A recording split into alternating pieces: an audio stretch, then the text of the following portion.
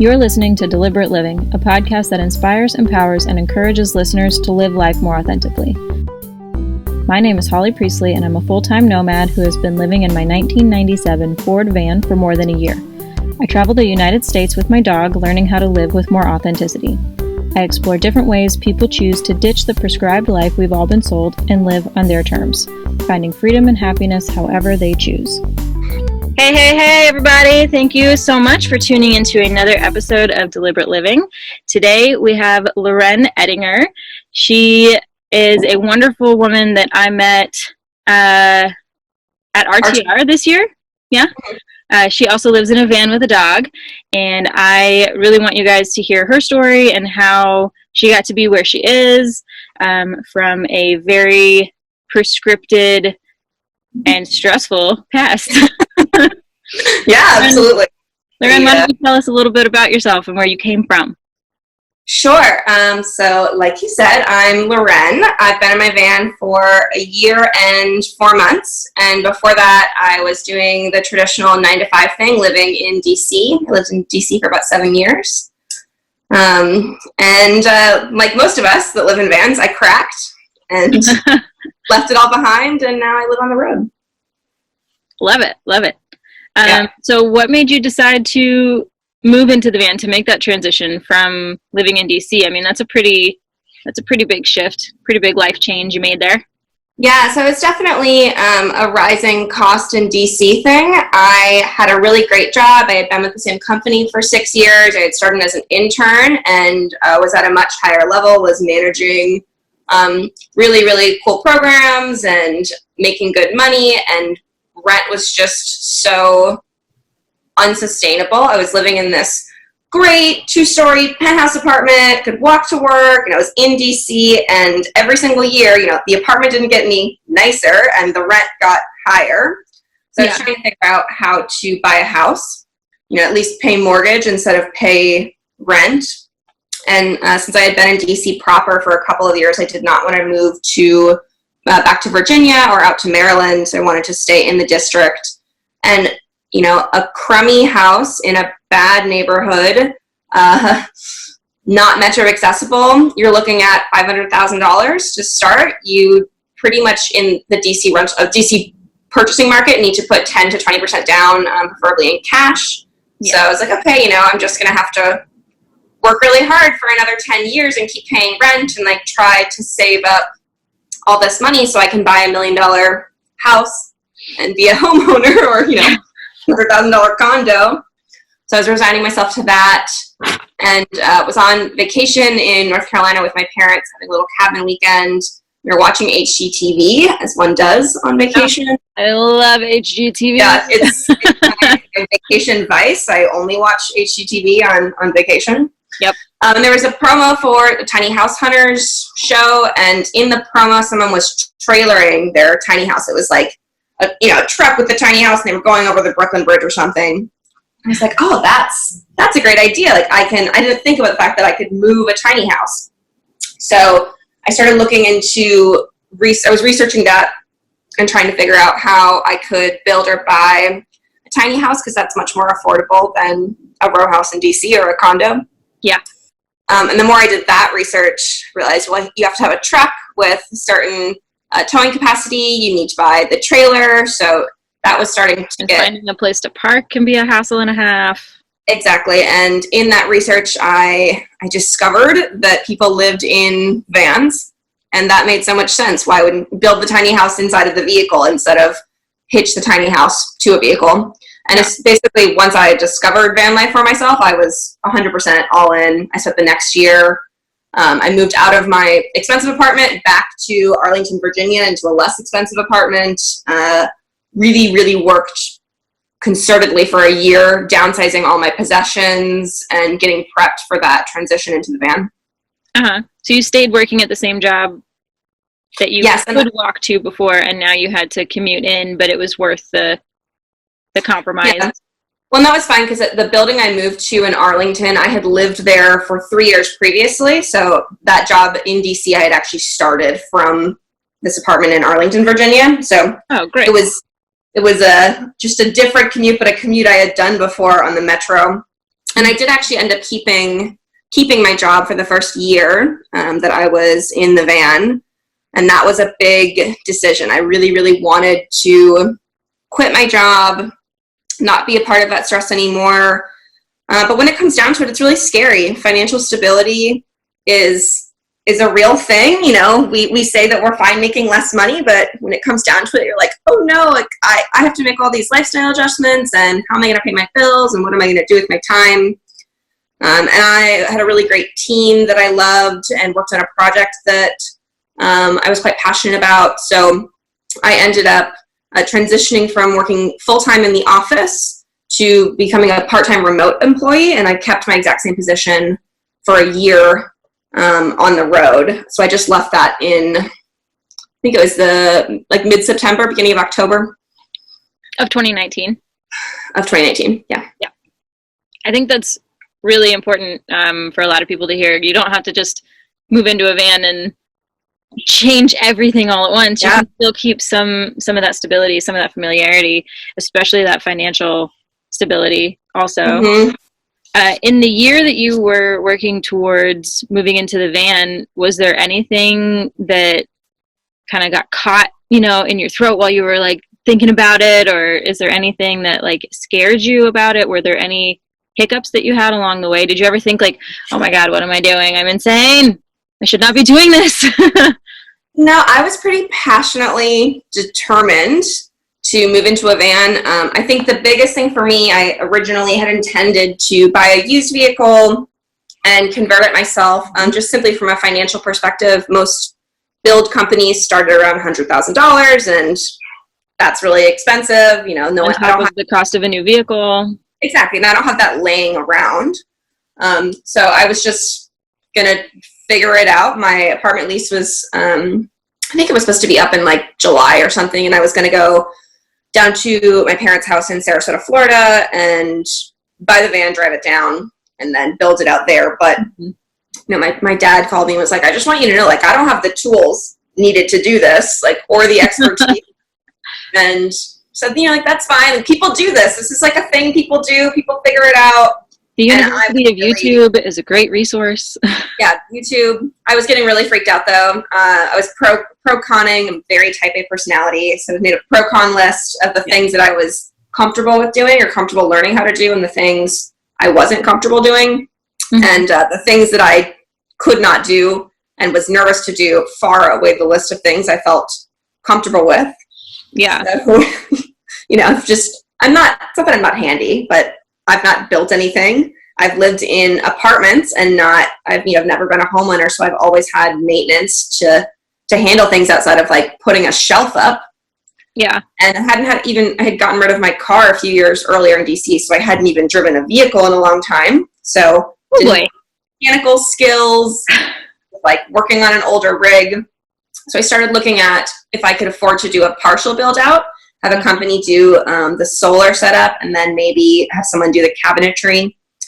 And in that search, I just got really lucky, and there was an article published by Curbed around the same time I was looking about this van conversion company on the East Coast. They were they're in Frederick, Maryland now, but I think they were in Rockville, Maryland at the time. So they were in the DC area, and their whole thing was that they were trying to build. They were doing professional builds that could be financed through the Ram, through the Dodge dealership, and they were starting at $32,000 instead of $100,000. I was like, oh, this is amazing. Like, I got to call this guy and go out to the workshop and see what's up. So I called Aaron Fensterheim, who's the owner of the company. It's Off-Grid Adventure Vans. I called him. I was like, I'm in the DC area, and they were really just kind of starting to take off. They had I don't want to say like a garage, but it was a warehouse that they could fit. They could do 2 vehicles at a time, and I met him there, and they were about to move to a bigger facility where they could do, I think, like 6 vehicles. Now they're in a massive, massive facility. It's like a crazy assembly line of vans, and I was the first person on the East Coast, so like the first person who had ever shown up to the workshop. And I was instantly like, oh, this is what I want, and was able to make that quick decision. Shouldn't say quick, but was able to transition from all of that stress of like having to figure out how to build it myself to finding a build company that worked within my budget and was in my neighborhood. Yeah, that's incredible. That is so lucky. So lucky. So it took you a year of that planning and figuring out the different route options you were going to take, and then ultimately deciding on having this company, Off-Grid Adventure Vans. What was it? Yeah, Off-Grid Adventure Vans, OGA Vans. OGA Vans. We'll link to them in the show notes. Yeah. But so it took you that amount of time to make the decision, and then for them to build it, and then for you to move in and head south? Yeah, so I made the decision for them to build it right as my lease was about to end. It was like a month before my lease ended, so I actually ended up extending my lease by 3 months for them to build the van out. Their build time now, I think, is around 2.5 months, but at that point, because they were a smaller shop, they're at 3 months. So I was very much, I was already in the process of like, I got to go find a van, but it was good. It gave me a little bit more time. It takes a lot of work to sell your stuff. You think it's not a big deal, but it's really time consuming to list all your things on Craigslist and host moving sales and, you know, to work with your schedule, to set up times to meet people. And got the van in October, beginning of October. My lovely mom had come up. We went on a trip to Europe, and then she stayed to help me finish moving stuff. I moved a small U-Haul box of mostly art, things that were not going to be replaceable. Some custom furniture, had that brought down to Florida, and then she and I drove the van down to my parents' house in Sarasota. After it had been converted. After it had been converted, yeah. So we slept. Because I had to sell my bed, obviously. So we slept in the van in the parking lot of my apartment building for a couple of nights. I love that. I love that your mom was just game for that. Yeah. So my first 3 nights in the van were with my mom. Oh my God, that's the cutest. Yeah, it was really good. It makes it less scary to have it was like an adventure we were doing together a little bit. Yeah. So it sounds like you didn't necessarily have a pivotal moment where you were like, this is something I want to do, but I don't know, I'm afraid. Okay, now I'm going to do it. You were just like, oh, that's the thing. That's the right move for me. That's what I'm going to do. And then you just made steady progress. Yeah, I really had no apprehension about it. When I saw it, it was like, oh no, that's the thing. And I still feel that way. I've not had any moment. I mean, obviously, as you know, there are hard days.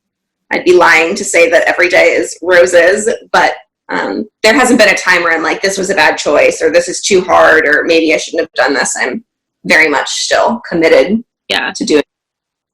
So your first 3 days sleeping in the van were with your mom. How were those first few weeks of living in the van? Did it fit your expectations? Were there any growing pains or surprises that you had to figure out? Yeah, so I think because I was sort of half in my van, half in the apartment to move, and then I drove it down to my parents' house in Florida, and I was going to be in Florida from October to Thanksgiving, and then all this stuff just kept coming up. My parents wanted their birthdays are really close to one another, and they just asked if I would come to them. We could go onto the Caribbean. I was like, oh yeah, absolutely, and that's in February, so I stayed till February, and then a bunch of my relatives wanted to come down, so I stayed to mid-March. So I lived in the van in my parents' driveway from October to the beginning of March. Wow. And a lot of, I took a lot of little trips. I would go to state parks or water management areas for 3-5 days at a time. Mm-hmm. I went up to Georgia for a few weeks, but otherwise I was living in the van near my parents' house. So I didn't really feel like I didn't have that you're on the road growing pain kind of thing until mid-March when I actually left Florida and started heading west. And what were those growing pains like? You know, it's hard when you take for granted, because we've obviously been living in houses and apartments and, just existing as humans for a long time. You take for granted water and cooking and hitting your head on stuff. I'm sure you can relate. when you're first like figuring out how to move in your space, how often you scrape your leg down to, blood and hit your head really hard in a cabinet. It was just all that stuff. Like, I still do that. Exactly. I still do that. Yeah. Like realizing how frequently you have to dump a jug of pee out, where you're going to dump that jug of pee, the gray water, having to boil water for dishes, all of that stuff. Yep. Yeah. Daily life is difficult. Yeah. One thing that I've said multiple times, and I'll continue saying, is that van life eliminates the complicated things in life. It makes life a lot simpler, but it also complicates the simple things. So the simple things, Absolutely. When you're in a house, is like you have electricity, you have water, you have, a toilet, you have a shower, you have space, heat, air conditioning, whatever.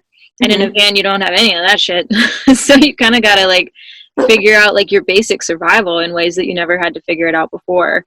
Yeah, you spend way more mental capacity just existing, just living, but you spend a lot less energy on all the stressful things, Yeah.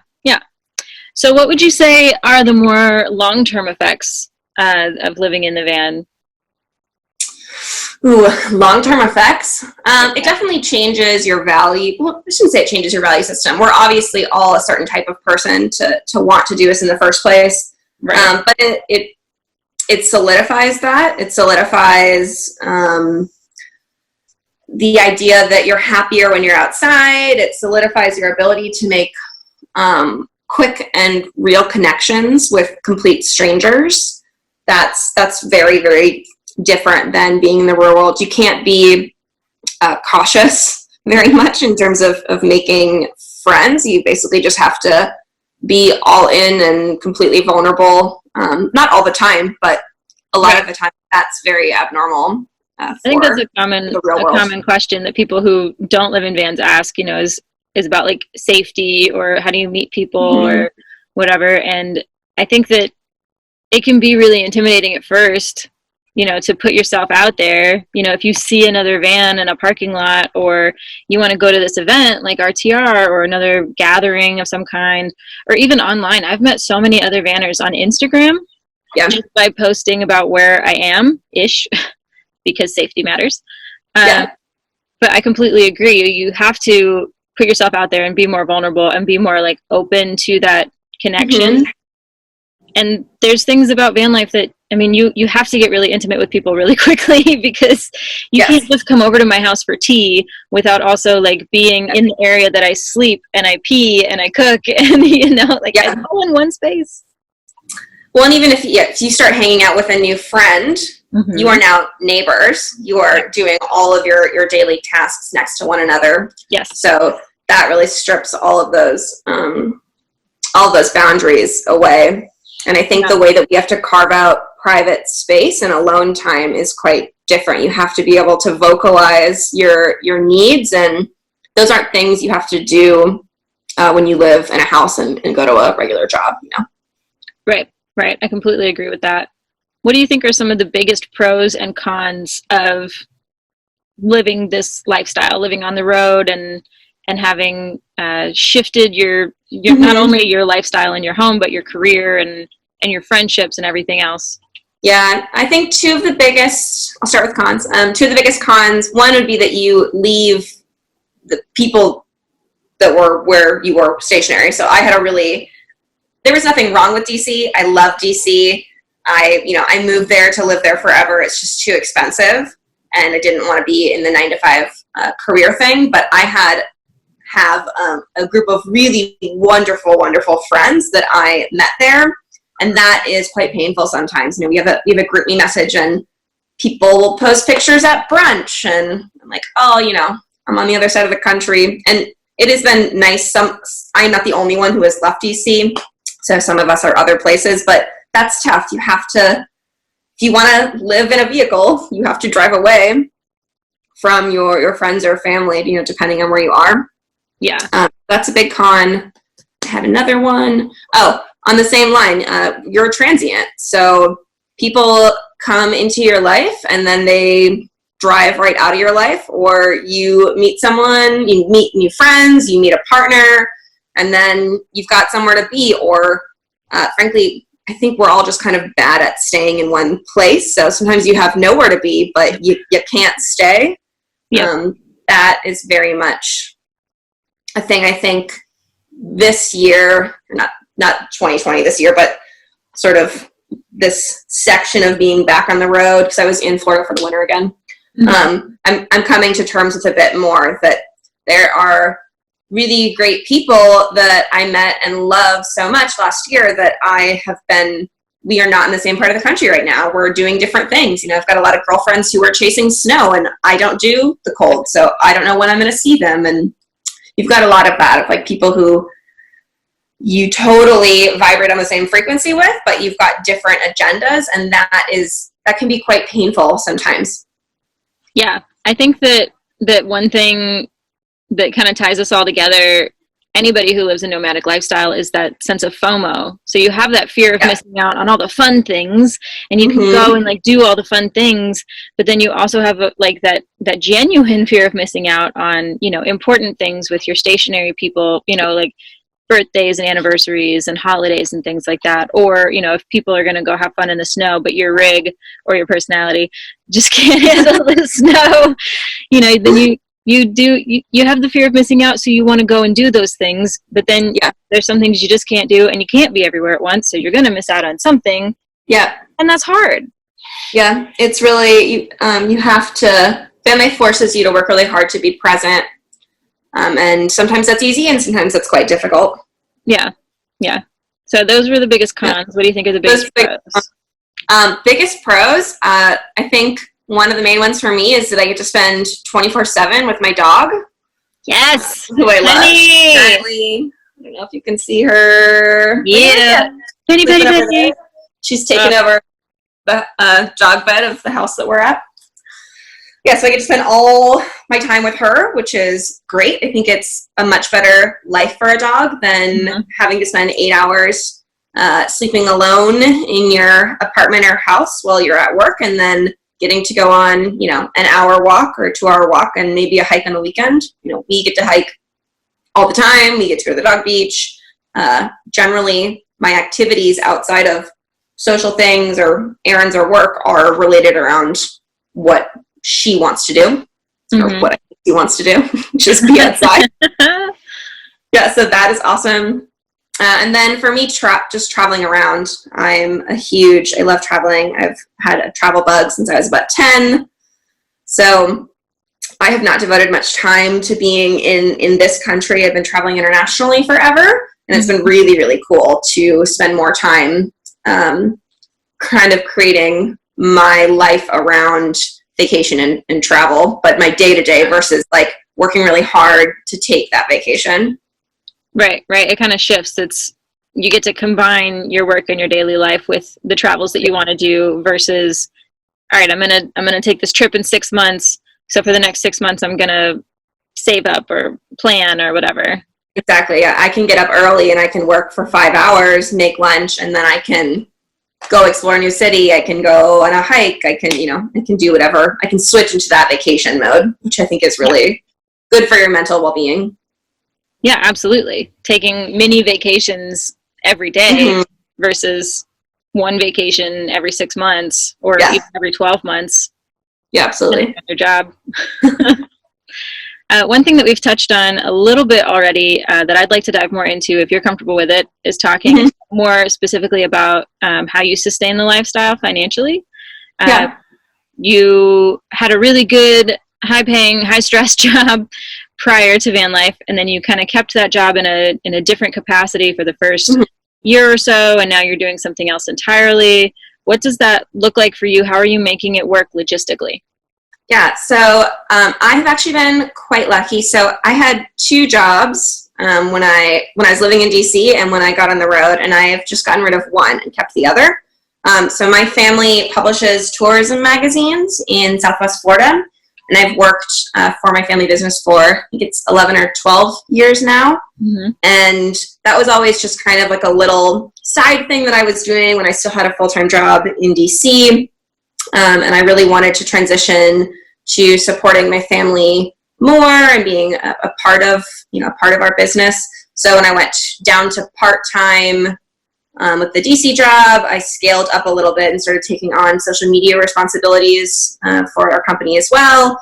And then when I left the DC job, I also pulled on graphic design for all the magazines, and I do a lot more writing. So that's currently I don't want to say my sole source of revenue, but it's most of my income is, I'm assistant editor. I can never remember. My mother is the editor, and I help her edit the magazines, print and online. I write blog content, and I now do all the graphic design, which has been so nice. You're paying an exterior graphic designer, and now we've been able to bring that internally into the company, which is really nice for the editing workflow, since I am the one directly making the changes to the documents. And then I manage our Instagram and Facebook and Pinterest. Mm-hmm. So that's your primary source of income, but you did make note that it's not the only source. How many sources do you have? So I make some money from two other sort of ventures. I do freelance proofreading and copy editing. Mm-hmm. So sometimes there's a consulting firm. It's an energy consulting firm. And I do some proofreading for them, and just whatever random stuff pops up. I'm very much a grammar nerd. Love that.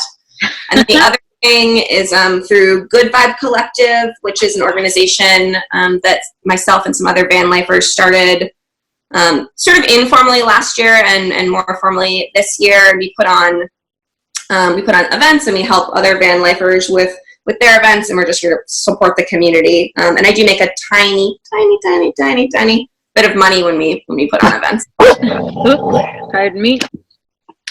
Have you run any numbers on how much your monthly van life costs are, as far as gas and insurance and things like that? Do you have any idea? So the van is financed, so I pay for the vehicle itself and my build. They're financed together. That's so cool. Yeah, which is really, really great. So I pay $13.20 a month for the van, which is my main expense. Mm-hmm. Gas, it really depends on how fast I move. I'm trying desperately this year to move slower than I did last year. Last year, I would say that I drove probably an hour to 3 hours every day. Yeah. And if I stayed somewhere, I didn't typically stay there for more than 4 days if I was with people, and 2 days alone. So this year, I've been doing well so far. It's only end of February, but I've been trying to stay a week in the places that I'm going. So that is cutting down gas. A huge impact. Yeah. So I probably spend between $300 and $500 a month on gas. And I'm in a ProMaster, so I have a gas vehicle, not a diesel vehicle, which means gas is cheaper, but you need it more often. So I've not crunched the numbers on what that actually comes out to. It really depends on the state. I'm in California now, and gas is so painful. It's so expensive, but I'm also just trying to move less. Yep. I was in California a few weeks ago, and then when I came back to Arizona, it cost me half as much to fill up my tank. Yeah. I have a giant tank, but that was significant. Yeah, I spent $70 to fill up my tank last time I got gas, and that felt, normally I'm at $40, so that felt pretty painful. Otherwise, expenses are really low. I think especially for me transitioning from living in a city, especially in DC. Yeah, I think it maybe the contrast would be less if you were living a more rural or suburban lifestyle pre-van life. But I went out quite frequently, not out to the bars, but DC's got a big brunch and a big happy hour culture. Yeah. And drinks are expensive. So, a beer is, I'm going to say $10 and hope that my DC friends aren't like, that's wrong. But a cocktail is $13 to $15. I know that's correct. And basically anytime you go out to eat, it's $40 to $50. And you go out multiple times a week for drinks, for lunch. There's a lot of fast casual restaurants. So sometimes you just don't pack a lunch for work and you spend, $12, $14 at Sweet Green, that sort of thing. So I spend so much less money on food and alcohol. Yeah. Just by, being able to, I just don't go out to eat really. I'll still stop at a brewery, or I went out to dinner last night, but we cook most of the time. You you buy beer, you buy a bottle of wine, and that lasts you much longer. And the community is so generous. The number of times that you plan a meal, but then someone else is already cooking something, or someone goes and grabs a beer and gets you one too. Yeah. So your in that regard lasts. It goes much farther. Yeah, I love those group meals that happen when you're camping with other people, and then it's like, hey, I've got a tomato and an avocado, you have tortillas and peppers, like, let's make something together. And I mean, not only does that, solidify those fast friendships, it helps you both cut down on your food costs. Yes. And it helps reduce food waste. I think that's the thing. I've lived alone for a very long time, and food waste is really, really hard. And it's easy in an apartment with a full-size fridge to buy way too much and then throw stuff away. And I think in the van, people are always like, "Oh, I have 7 mushrooms that are going bad. Like, we gotta cook them." Or like, "Yeah, I have this plum. Does somebody want this plum?" Yeah. It's been a bit easier to reduce food waste in the van. I've noticed that too. I have my cooler is very full right now, and I'm like, well, I better eat it. I better just eat all the things so that it kind of stresses me out when my fridge is full. I like it to be closer to empty. Yeah, and then that makes you more creative with like what you're cooking too. Yeah. Do you have any special like tricks or hacks that you use personally to keep your costs down? I mean, like, I very rarely pay for water. I can pretty much always find free water somewhere. So that's one of my things, even though water is so cheap, and it really doesn't save me that much, but still. Yeah, I definitely don't pay for water too frequently. I have a big tank. I have a 26-gallon water tank, so I have to hose fill it. Oh, boy. And sometimes it changes, so I feel like I pay for water less than people who get the jugs because that's really easy. But sometimes you have to work a little bit harder to find it. Yeah, finding potable water with a hose is more of a challenge for sure. Exactly. And occasionally what that ends up looking like is if I'm in an area where there's a cool state park, I'll pay to go to the state park because I feel like that's worth my money. And then I'll fill up the water at the campsite. I think that's a great time to plug in and then do some meal prep. I have a convection oven, which I can run off my solar system, but obviously, drains your battery pretty fast. So like plugging in and running all of the things, charging everything, that to me feels like money well spent. Mm-hmm. I don't know if I have any other financial hacks. I think having a good budget, like an actual physical spreadsheet budget is really, really important. Yeah, actually tracking your expenses, and I go in and out of doing it, but a big part of a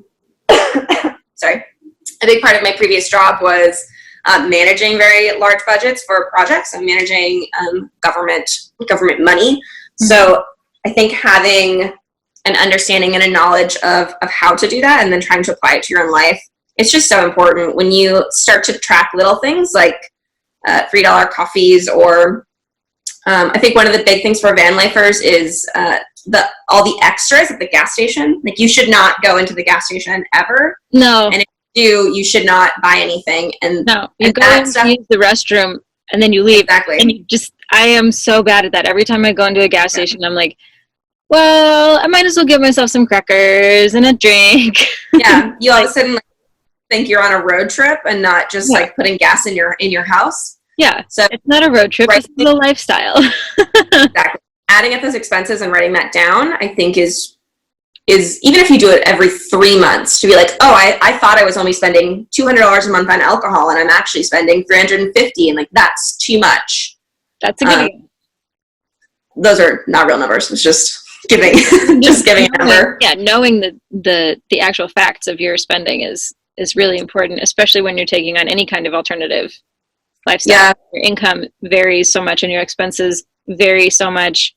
That's something that's always been a challenge for me. People talk about making a budget and it's like, well, you have to know exactly what your income is and what your expenses are and then where the difference is. And I'm like, my income has varied month to month for years now. I have no idea what my income is going to be next month. I mean, these days I can pretty well guess, but it still varies awfully significantly. And then being in the van, if I drive a lot, my expenses are much higher, or, it's a van.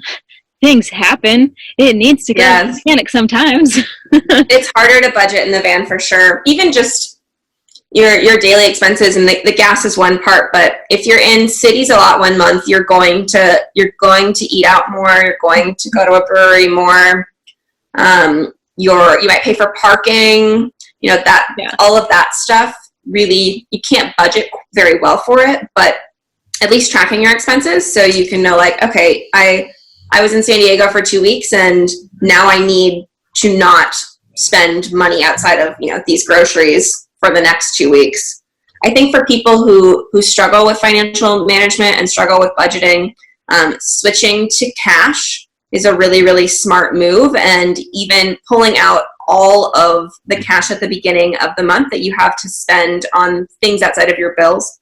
Mm-hmm. So not on your rent, your loans, your van payment, but for groceries, alcohol, experiences, and putting those in labeled envelopes. And when that envelope is empty, not allowing yourself to borrow from a different envelope. I think that for first-time budgeters is really, really, really helpful until you get your brain to a place that's like, oh no, I can mentally check that I've already spent the amount of money I should this month on groceries, and I need to reevaluate, like, what's already in my kitchen. What meals can I make from these pantry staples? Yeah, because chances are you have some things in there that you're just not being creative about, but there's plenty of options. Yep. So do you have any idea what your future plans are for the van? I mean, you're in California now, and I know you've got some plans to move up that coast a little bit. What are you looking at?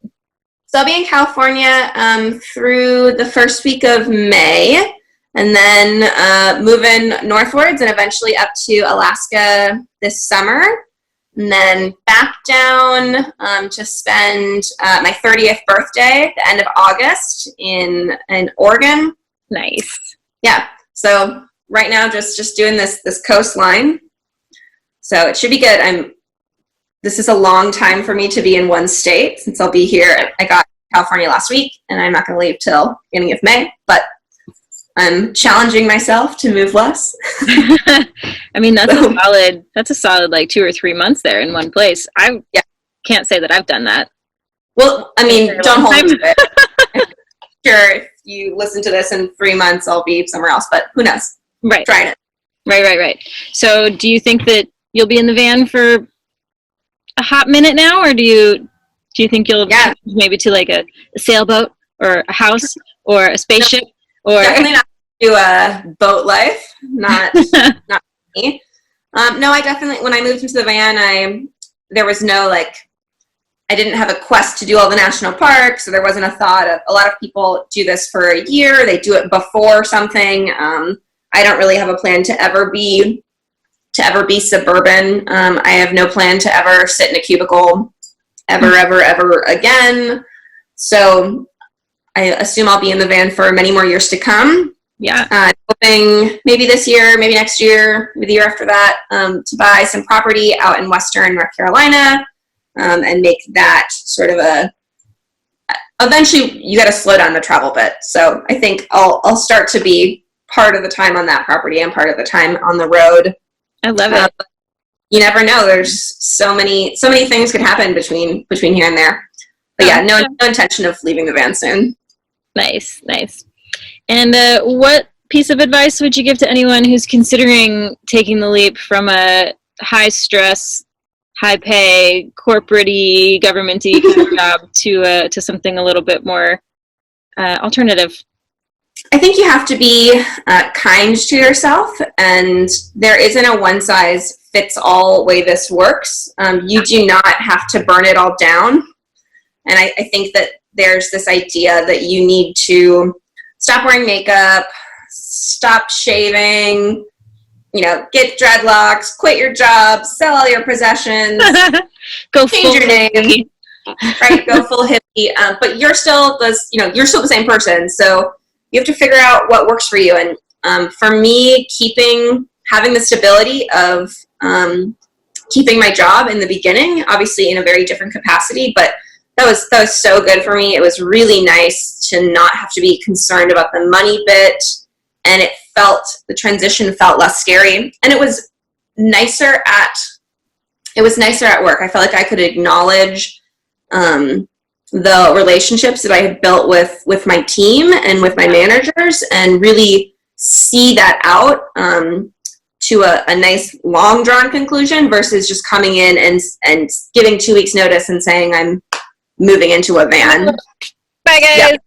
Yep. I'm done with this. I'm done with you all. So that I think was so nice to be able to finish the program that I was working on completely and transition the people I managed into new roles and have that leave on, I don't say like leave on good terms. I wouldn't have left on bad terms, but it was really, really nice to go in and not quit.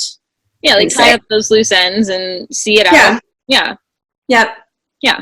So just make it work for you. And just because, you're following the hashtag van life, hashtag blessed on some social media channel or something, and you're seeing like, all of these accounts where people are waking up in beautiful places every day and they don't have jobs. Like, that's not really reality for 90% of us. Yeah. And most of us work.